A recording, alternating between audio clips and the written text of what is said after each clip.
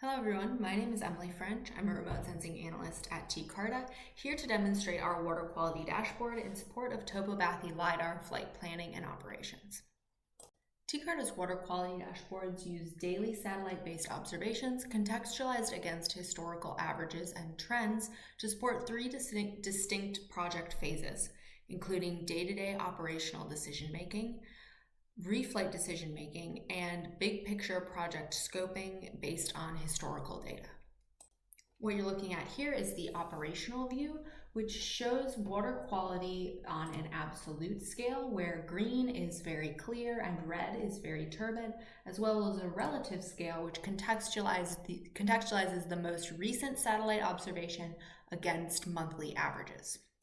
You'll notice that observations older than 2 days are grayed out as they're no longer operationally useful. And zooming in here, we can get a sense of historical trends, as well as look at RGB thumbnails and scatter plots.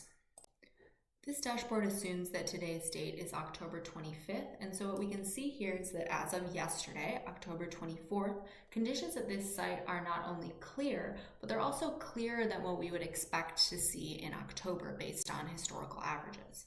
If we click back through observations, we can see turbidity spikes followed by returns to what would be considered more average, generally clear October conditions.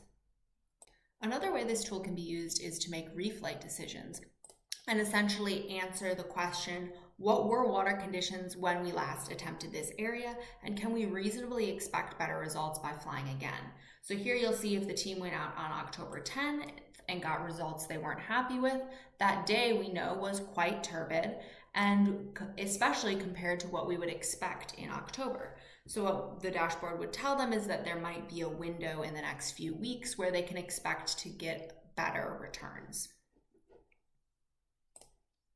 Finally, the water quality dashboard can be used for initial project scoping, and for that we'll switch over to an example in New Zealand. Okay, so what we're looking at here is our historical planning tool for an example in New Zealand.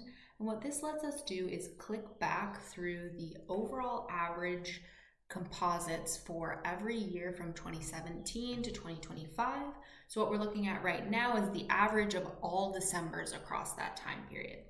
And as we move back through the images, you can see that this dashboard would help users answer questions like what months have the clearest water conditions, where are the most challenging locations, or is there a temporal window, where any given location is more likely to be clear.